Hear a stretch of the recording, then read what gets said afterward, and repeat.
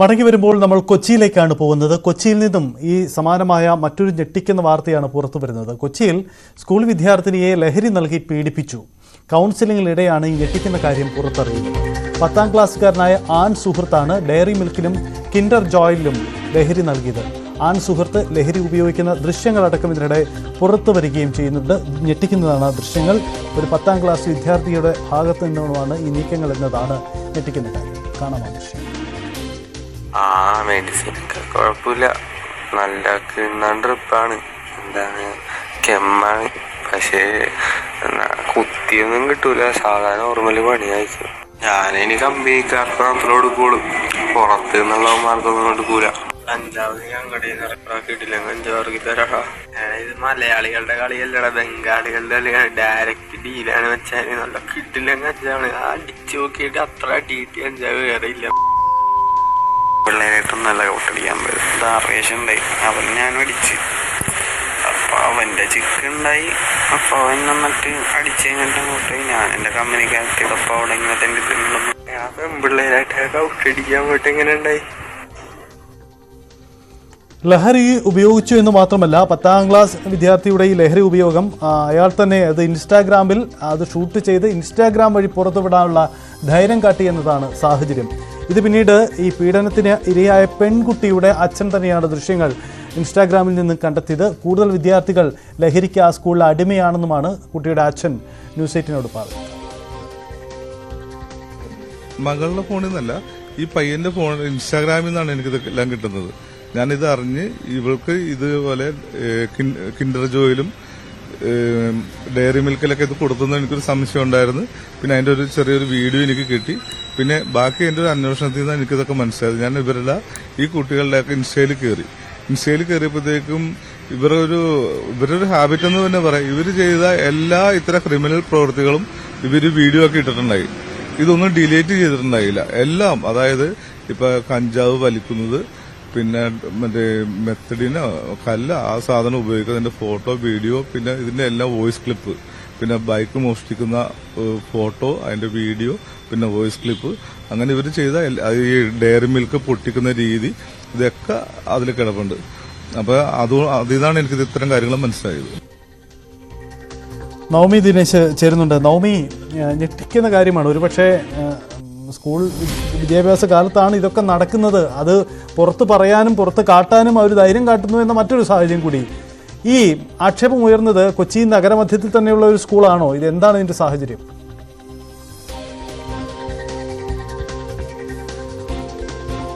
സജിത്ത്, കുറച്ച് നാൾ മുൻപ് വരെ നമ്മൾ ഈ ലഹരിയുമായി ബന്ധപ്പെട്ട് പിടികൂടുന്നതൊക്കെ ചെറുപ്പക്കാരിലായിരിക്കും. അതൊരു 20 വയസ്സിനും ഒരു 30-35 വയസ്സിനും ഒക്കെ ഇടയിലുള്ള ചെറുപ്പക്കാരെ ആയിരിക്കും കൂടുതലും ലഹരി ഉപയോഗിച്ചു അല്ലെങ്കിൽ ലഹരി കൈമാറ്റം നടത്തി എന്നൊക്കെ പറഞ്ഞ് പിടികൂടുന്നത്. പക്ഷേ ഇന്നത്തെ സ്ഥിതി മാറി. സ്കൂൾ കുട്ടികൾ 8, 9, 10, 11 ക്ലാസ്സിൽ പഠിക്കുന്ന ആൺകുട്ടികളും പെൺകുട്ടികളുമാണ് ഇപ്പോൾ ഏറ്റവും കൂടുതൽ ലഹരി ഉപയോഗിക്കുന്നതെന്ന ഞെട്ടിപ്പിക്കുന്ന വിവരങ്ങളാണ് ഓരോ ദിവസം കഴിയുന്തോറും പുറത്തു വന്നിരിക്കുന്നത്. ഇതിപ്പോൾ നമ്മൾ പുറത്തുവിടുന്ന ഈ ദൃശ്യങ്ങൾ അത് കാണുമ്പോൾ തന്നെ നമുക്ക് ഏറെ ഞെട്ടലുളവാക്കും. ഒരു 10ാം ക്ലാസ്സിൽ പഠിക്കുന്ന വിദ്യാർത്ഥിയാണ് ഇത്രയും മാരകമായിട്ടുള്ള ലഹരി ഉപയോഗിക്കുന്നതും തൻ്റെ സുഹൃത്തുക്കൾക്ക് കൈമാറുന്നതും പിന്നീട് അതിനെക്കുറിച്ചുള്ള ചർച്ചകളൊക്കെ ഇൻസ്റ്റഗ്രാമിലൂടെ നടത്തുകയും ചെയ്യുന്നത്. ഇത് കൊച്ചി നഗരത്തിൽ തന്നെ ഉള്ള ഒരു പ്രധാനപ്പെട്ട സർക്കാർ സ്കൂളിലെ വിദ്യാർത്ഥിയുടെ പിതാവിൻ്റെ ഞെട്ടിപ്പിക്കുന്ന വെളിപ്പെടുത്തലാണ് ഇപ്പോൾ ന്യൂസ് 8 പുറത്തു വന്നത്. ആ പെൺകുട്ടി 9ാം ക്ലാസ്സിൽ പഠിക്കുകയാണ്. അവൾക്ക് കുറച്ച് ദിവസങ്ങളായി ചില മാറ്റങ്ങൾ മാതാപിതാക്കൾ ശ്രദ്ധിക്കുന്നുണ്ട്. ഇതിനെ തുടർന്ന് നടത്തിയ കൗൺസിലിംഗിലാണ് ഈ പെൺകുട്ടി പീഡനത്തിനിരയായി എന്നൊരു വിവരം പുറത്തു വരുന്നത്. അത് ആൺ സുഹൃത്തായ 10ാം ക്ലാസ്സിൽ പഠിക്കുന്ന മറ്റൊരു സ്കൂളിൽ പഠിക്കുന്ന ആൺ സുഹൃത്താണ് ഡയറി മിൽക്കിലും കിൻഡർ ജോയിലും ഒക്കെ ഈ ലഹരി നൽകിയതിനു ശേഷം പീഡനത്തിനിരയാക്കിയത്. കൗൺസിലിംഗിലൂടെയാണ് ഈ വിവരങ്ങൾ ലഭിക്കുകയും പിന്നീട് ഈ കുട്ടിയെ 10ാം ക്ലാസ്സിൽ പഠിക്കുന്ന കുട്ടിക്കെതിരെ പോലീസിൽ പരാതി നൽകി. പക്ഷേ പോലീസ് പറയുന്നത് ഞങ്ങൾക്ക് എന്ത് ചെയ്യാൻ കഴിയും, ജുവനൈൽ ഹോമിൽ കൊണ്ടുപോവുക, അല്ലെങ്കിൽ അവിടെ ജുവനൈൽ ഹോമിൽ 2 ദിവസം കഴിഞ്ഞതിന് ശേഷം ആ കുട്ടിയെ ജാമ്യത്തിൽ പുറത്തിറങ്ങുകയും ചെയ്തു. അതിനപ്പുറത്തേക്ക് പോലീസ് എന്ന നിലയ്ക്ക് ഞങ്ങൾക്ക് എന്താണ് ചെയ്യാൻ കഴിയുക? ഒരു കൗൺസിലിംഗ് കൊടുക്കുക, അതിനൊക്കെ മാതാപിതാക്കൾ മുന്നിട്ടിറങ്ങണം, അല്ലെങ്കിൽ ഇത്തരത്തിൽ കുട്ടികളെയൊക്കെ മാതാപിതാക്കൾ കുറച്ചുകൂടി ശ്രദ്ധിക്കണം. അവർക്ക് മൊബൈൽ ഫോൺ കൊടുക്കുമ്പോഴായാലും അവർ ഇൻസ്റ്റഗ്രാമിലൂടെ എന്താണ് കാണുന്നത്, അല്ലെങ്കിൽ അവരെ ആരൊക്കെയായിട്ടാണ് സംസാരിക്കുന്നത്, അങ്ങനെയുള്ള നിരവധി കാര്യങ്ങൾ ഈ മാതാപിതാക്കൾ തന്നെയാണ് കൂടുതൽ ശ്രദ്ധിക്കേണ്ടതെന്ന് കൂടിയാണ് പോലീസിൽ നിന്നും വരുന്നത്. മറ്റൊന്ന്, ഇത് ഒരാൾ മാത്രമല്ല, ഈ ഒരു 10ാം ക്ലാസ്സിൽ പഠിക്കുന്ന ഒരു കുട്ടി മാത്രമല്ല, അവനൊരു സംഘം ചേർന്ന് അവനേക്കാളും പ്രായം കൂടിയതും കുറഞ്ഞതുമായിട്ടുള്ള കുട്ടികളുമൊക്കെ ആയിട്ട് സംഘം ചേർന്നാണ് ഇത്തരത്തിൽ ലഹരി ഉപയോഗിക്കുകയും അത് ദൃശ്യങ്ങൾ പകർത്തിയതിനു ശേഷം ഇൻസ്റ്റഗ്രാമിലൂടെ മറ്റ് സുഹൃത്തുക്കൾക്ക് അയച്ചു കൊടുക്കുകയും ഒക്കെ ചെയ്തത്. ഇത് ഒരു പോലീസ് സ്റ്റേഷന്റെ പരിധിയിലല്ല വരുന്നത്. ഈ കുട്ടികളൊക്കെ പല സ്കൂളുകളിൽ പഠിക്കുന്നതാണ്, പലയിടങ്ങളിൽ കൊച്ചിയിൽ തന്നെ കൊച്ചി നഗരത്തിലെ പലയിടങ്ങളിലുമൊക്കെ താമസിക്കുന്നവരാണ്. അങ്ങനെ ഒരു കൂട്ടായി മാത്രമേ പോലീസിന് ഇതിലൊരു നടപടി എടുക്കാൻ കഴിയുകയുള്ളൂ. മറ്റൊന്ന്, ഇവർക്ക് ആരാണ് ഈ ലഹരി എത്തിക്കുന്നത്? ഈ ലഹരി വാങ്ങാൻ പൈസ ഇല്ലെങ്കിൽ മോഷണത്തിലേക്ക് വരെ കുട്ടികൾ പോകുന്നു എന്നതിന്റെ തെളിവുകളടക്കമാണ് ഇതിൽ നിന്നും ലഭിക്കുന്നത്. ഈ ഒരു പാലാരിവട്ടത്ത് ഉള്ള ഒരു ബോസ് എന്ന് പറയുന്ന ഒരു വ്യക്തിയിൽ നിന്നാണ് ഇവർ ഈ ലഹരി മേടിക്കുന്നതെന്ന് പറയുന്നുണ്ട്. പക്ഷേ അയാളെ കുറിച്ചുള്ള അന്വേഷണത്തിലേക്കൊന്നും പോലീസ് കടന്നിട്ടില്ല എന്ന് പറയുമ്പോൾ തന്നെ ഗുരുതരമായിട്ടുള്ള ഒരു വീഴ്ച പോലീസിന്റെ ഭാഗത്തു നിന്നും ഉണ്ടാകുന്നു. ഒരു കഞ്ചാവ് അല്ലെങ്കിൽ ലഹരി ഉപയോഗിച്ച കുട്ടികളെ പിടിക്കുന്നു, ആ കേസ് അവസാനിപ്പിക്കുന്നു എന്നതിനപ്പുറത്തേക്ക് ഇവർക്ക് ആരാണ് ലഹരി കൊടുക്കുന്നത്, ഇതെവിടെ നിന്നാണ് ലഹരി എത്തുന്നത്, അങ്ങനെ നീണ്ടു കിടക്കുന്നു ഇതിന്റെ ഒരു വലയം. അതിലേക്കൊന്നും പോലീസ് പലപ്പോഴും കടക്കുന്നില്ല. നമ്മുടെ കുട്ടികൾ, ഇന്നത്തെ തലമുറ അത് വലിയ രീതിയിൽ ലഹരികൾക്കും മറ്റ് ഈ അടിമയാകുന്നു എന്നതിന് ഉദാഹരണം തന്നെയാണ്. ഈ പിതാവ് നമ്മളോട് സംസാരിക്കുമ്പോൾ അദ്ദേഹം പറയുന്നത്, മകൾക്ക് ഇങ്ങനെ ഒരു ദുരനുഭവം ഉണ്ടായി, അതിനെ തുടർന്ന് ഞങ്ങൾ ആത്മഹത്യ ചെയ്യാൻ വേണ്ടി ശ്രമിച്ചതാണ്, ഞങ്ങൾ റെയിൽവേ ട്രാക്കിൽ പോയി ആത്മഹത്യ ചെയ്യാൻ വേണ്ടി പോയതാണ്, പക്ഷേ ഞങ്ങളുടെ മനസ്സ് അനുവദിച്ചില്ല, ഞങ്ങൾക്ക് അതിനുള്ളൊരു ധൈര്യമില്ല. അതിനുശേഷം തിരിച്ചു വീട്ടിലേക്ക് വരുന്നു. ഇവരനുഭവിക്കുന്ന ഒരു മാനസിക സമ്മർദ്ദം അത് വലുത് തന്നെയാണ്. അതിനുശേഷം തൻ്റെ ഒരു സുഹൃത്താണ് തന്നെ ഇതിൽ തൻ്റെ മകൾക്ക് ഉണ്ടായ അനുഭവം അത് ഒരാളുടെ മാത്രമല്ല, ഈ സമൂഹത്തിലുള്ള പല കുട്ടികളും അനുഭവിക്കുന്ന അല്ലെങ്കിൽ പല മാതാപിതാക്കളും അനുഭവിക്കുന്ന ഒരു പ്രശ്നമാണ്. അത് പൊതുസമൂഹത്തിലൂടെ കൊണ്ടുവരണം. അതിനുവേണ്ടി അതിൻ്റെ ഒരു പോരാട്ടത്തിന് വേണ്ടിയിട്ട് മുന്നോട്ട് വരണമെന്ന് സുഹൃത്ത് പറഞ്ഞതുകൊണ്ട് മാത്രമാണ് ഇത് മാധ്യമങ്ങളിലൂടെ പുറത്തുവിടുവാനും മാതാപിതാക്കൾക്കും ഒപ്പം നമ്മുടെ സമൂഹത്തിനും ഒരു ബോധവൽക്കരണം അല്ലെങ്കിൽ ഒരു അവബോധം ഉണ്ടാക്കുക എന്നൊരു ലക്ഷ്യത്തോടു കൂടി തന്നെയാണ് ഈ ദൃശ്യങ്ങൾ പുറത്തുവിടാൻ താൻ തയ്യാറായത് എന്നുകൂടിയാണ് ആ പിതാവ് ന്യൂസ് 18നോട് പറഞ്ഞത്.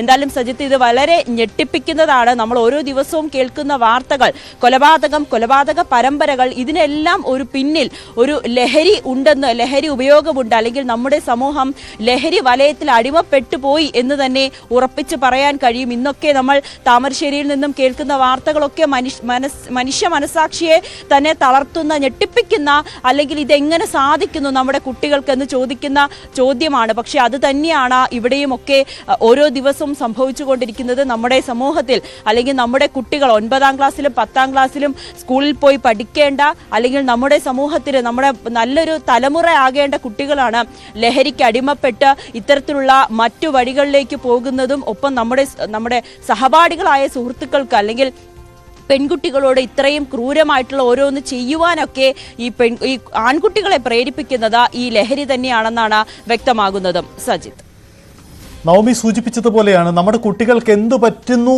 എന്ന ചിന്തകൾക്കിടയിൽ അതിനൊരു കാരണമുണ്ടാവാം. ആ കാരണം പലപ്പോഴും ലഹരി ഉപയോഗമാണ് എന്ന കണ്ടെത്തലാണ് ഉണ്ടാവുന്നത്. സംസ്ഥാനത്തിൻ്റെ പല ഭാഗങ്ങളിലും ഇതുമുണ്ട്. യുവാക്കൾക്കിടയിൽ ഒരു കാലഘട്ടത്തിൽ ഈ ലഹരി ഉപയോഗം കൂടിയപ്പോൾ അത് പുതിയ സിന്തറ്റിക് ഡ്രഗിലേക്ക് മാറിയപ്പോൾ സ്കൂൾ വിദ്യാർത്ഥികളെ അടക്കം സ്വാധീനിക്കാൻ കഴിയുന്ന ഒരു വലിയ മാഫിയ ഉണ്ട്. സർക്കാർ നേരത്തെ MP രാജേഷ് മന്ത്രി വിശദീകരിച്ചതിനും അപ്പുറത്തേക്ക് വലിയ സംവിധാനം, പരിശോധനകൾ നടക്കേണ്ട സാഹചര്യം കൂടിയാണ്. എന്ന് മാത്രമല്ല, ലഹരി ഉപയോഗിച്ചു എന്ന കാര്യം പുറത്തു പറയുന്നത് ക്രെഡിറ്റായി മുന്നോട്ട് വെക്കാനും അത് സോഷ്യൽ മീഡിയകൾ വഴി പ്രചരിപ്പിക്കാനും ഈ തലമുറയ്ക്ക് കഴിയുന്നു എന്ന കാര്യം കൂടിയാണ് ഞെട്ടിക്കുന്നത്. നമ്മൾ മുമ്പ് കണ്ട കൊച്ചിയിലെ ആ ഞെട്ടിക്കുന്ന കാഴ്ചകളും അവരുടെ സംഭാഷണവും ഒരിക്കൽ കൂടി. മെഡിസിനൊക്കെ കുഴപ്പമില്ല, നല്ല കിണ്ണാണ്ടിപ്പാണ്, എന്താണ് കെമ്മാണ്, പക്ഷേ കുത്തിയൊന്നും കിട്ടൂല, സാധാരണ നോർമല് പണിയായിരിക്കും. ഞാനിനി കമ്പനിക്കാർക്ക് മാത്രമേ എടുക്കുള്ളൂ, പുറത്ത് നിന്നുള്ള മാർക്കൊന്നും എടുക്കൂല. കഞ്ചാവ് ഞങ്ങളുടെ കിട്ടില്ല, കഞ്ചാവ് തരാ. ഇത് മലയാളികളുടെ കളിയല്ലട, ബംഗാളികളുടെ കളിയാണ്, ഡയറക്റ്റ് ഡീലാണ് വെച്ചാൽ നല്ല കിട്ടില്ല കഞ്ചാവ്. അടിച്ചു നോക്കിയിട്ട് അത്ര അടിയിട്ട് കഞ്ചാവ് വേറെ ഇല്ല. പിള്ളേരായിട്ടും നല്ല ഔട്ടടിക്കാൻ പറ്റും. ധാർവേഷം ഉണ്ടായി, അവൻ ഞാൻ അടിച്ച്, അപ്പൊ അവന്റെ ചിക്കൻ ഉണ്ടായി. അപ്പൊ അവൻ നന്നിട്ട് അടിച്ചു കഴിഞ്ഞിട്ട് അങ്ങോട്ട് ഞാൻ എന്റെ കമ്പനിക്കകത്ത് അപ്പൊ അവിടെ ഇങ്ങനെ തന്നെ ഞാൻ പെൺപിള്ളേരായിട്ട് ഔട്ടടിക്കാൻ പോയിട്ട് എങ്ങനെ ഉണ്ടായി. ഇതാണ് നമ്മൾ ആ ദൃശ്യങ്ങളും ഒപ്പം അവരുടെ ശബ്ദവും എത്ര കണ്ട് ലാഘവത്തോടെയാണ് 10ാം ക്ലാസ് വിദ്യാർത്ഥികളുടെ സംസാരമാണ് നമ്മൾ കേൾക്കുന്നത്. നവമി, ഇത് കൊച്ചി നഗരമധ്യത്തിലെ ഒരു സ്കൂളാണ്. നമുക്ക് എന്തായാലും ആ സ്കൂളും അതിൻ്റെ പേരും തൽക്കാലം പുറത്തു വിടേണ്ടതില്ല. അത് കാരണം ആ സ്കൂളിൻ്റെ ഒരു ഐഡൻറ്റിറ്റിയുടെ പ്രശ്നം കൂടിയാണ്. പക്ഷേ അവിടെ പരിശോധന നടക്കേണ്ടതുണ്ട് എന്ന് മാത്രമല്ല, നേരത്തെ നവമി സൂചിപ്പിച്ചതുപോലെ സംസ്ഥാനത്ത് ഇത് കൊച്ചി എന്നത് മാത്രമല്ല, പല ഇടങ്ങളിലും സ്കൂളുകൾ കേന്ദ്രീകരിച്ചും ഇത്തരം നീക്കങ്ങൾ ഉണ്ടാവുന്നു എന്ന റിപ്പോർട്ടുകൾ വരുന്നുണ്ട്. അങ്ങനെയെങ്കിൽ നമ്മുടെ ഒരു പരിശോധനാ സംവിധാനങ്ങൾ അത് ഒരു പേരിനപ്പുറത്തേക്ക്, ഒരു പ്രഖ്യാപനത്തിനപ്പുറത്തേക്ക് വളരെ ജാഗ്രതയോടെ കൈകാര്യം ചെയ്യേണ്ട ഒരു വിഷയമായി മാറുകയില്ലേ? കാരണം ഒരു തലമുറ തന്നെയാണ് ഇല്ലാതാവുന്നത്.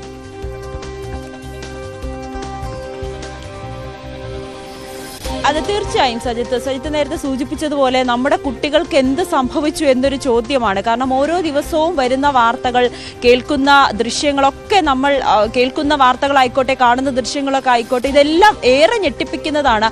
എങ്ങനെയാണ് ഇതിനൊരു പരിഹാരം ഉണ്ടാകുക? അല്ലെങ്കിൽ നമ്മുടെ കുട്ടികളെ, ഈ ലഹരിക്ക് അടിമപ്പെട്ട നമ്മുടെ കുട്ടികളെ എങ്ങനെ അതിൽ നിന്നൊക്കെ മുക്തരാക്കാം? അവർക്ക് ഏത് രീതിയിൽ നല്ല കാര്യങ്ങൾ പറഞ്ഞു കൊടുത്ത്, അല്ലെങ്കിൽ നമ്മുടെ സമൂഹത്തിനൊക്കെ നല്ല മാതൃകയാകേണ്ട കുട്ടികളൊക്കെ ഏത് വിധേന നമുക്ക് ഇതിൽ നിന്നൊക്കെ അവരെ മുക്തരാക്കാം എന്നൊരു ചോദ്യമാണ്. അത് ഒരു ഭരണകൂടമോ അല്ലെങ്കിൽ ഒരാളോ ഒരു സർക്കാരോ അല്ല. ഇത് നമ്മളെല്ലാവരും ഒന്നിച്ചു നിന്നാൽ മാത്രമേ ഇതിൽ നിന്നൊക്കെ ഒരു ശാശ്വത പരിഹാരം ഉണ്ടാകുകയുള്ളൂ.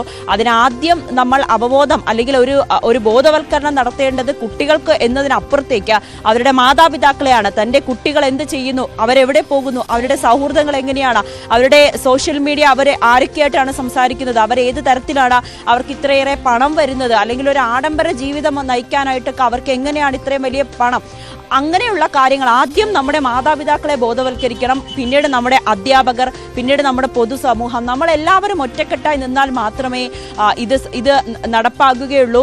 ഇന്ന് ഈ കാണുന്ന 10ാം ക്ലാസ്സുകാരൻ അല്ലെങ്കിൽ എവിടെയോ ഉള്ള ഒരു പെൺകുട്ടിക്ക് ഇത് അവസ്ഥ വന്നു എന്ന് പറയുന്നതിനപ്പുറത്തേക്ക് നമ്മുടെ വീട്ടുകളിലെ കുട്ടികൾക്ക് എങ്ങനെ ഇതുണ്ടാകാതെ അവരെ നമുക്ക് കാത്തു സൂക്ഷിക്കാം, അല്ലെങ്കിൽ അവർക്ക് എങ്ങനെയെല്ലാം ഇതിൻ്റെ ഒരു ദോഷവശം അവരെ പറഞ്ഞു മനസ്സിലാക്കാം എന്നതിൽ വേണം നമ്മളെല്ലാവരും ഒറ്റക്കെട്ടായി, അല്ലെങ്കിൽ നമ്മുടെ സർക്കാർ അതിനു വേണ്ടിയിട്ടുള്ള എല്ലാ നടപടികളും എടുക്കണം. അതിൻ്റെ സമയം അതിക്രമിച്ചു. കാരണം ഈ കുട്ടികളിലേക്ക് വരെ ഇത്രയേറെ ആഴത്തിൽ ലഹരികൾ ആഴ്ന്നിറങ്ങിയെങ്കിൽ അത് തീർച്ചയായും അത് നമ്മുടെ സമൂഹത്തിന് വലിയൊരു ആപത്ത് തന്നെയായിരിക്കും. വരും ദിവസങ്ങളിലൊക്കെ ഇതിൻ്റെ ഒരു ആഘാതം അത് വളരെ വലുതായി തന്നെയായിരിക്കും ഉണ്ടാകുക. സജിത്ത്, യെസ്, ഇതൊരു പൊതു ഉത്തരവാദിത്തമാണ്. ഒരു സർക്കാരിൻ്റെയോ അല്ലെങ്കിൽ ഏതെങ്കിലും വ്യക്തിയുടേതോ മാത്രമല്ല. കാരണം ഇതൊരു പൊതു ഉത്തരവാദിത്തമാണ്. ആ സാമൂഹ്യ ഉത്തരവാദിത്തം നിറവേറ്റാൻ എല്ലാവരും മുന്നോട്ട് വരണം. കാരണം നമ്മൾ നേരിടുന്നത് ഒരു വലിയ വിപത്തിനെയാണ്.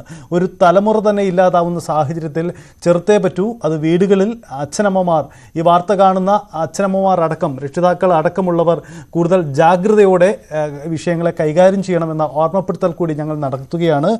കുട്ടികൾ ലഹരിക്ക് അടിമപ്പെടുന്നുണ്ടോ എന്നത് കൃത്യമായി തന്നെ നിരീക്ഷിക്കണം. അല്ലെങ്കിൽ വലിയ അപകടങ്ങളിലേക്ക് അത് ഇടവയ്ക്കുകയും ചെയ്യും.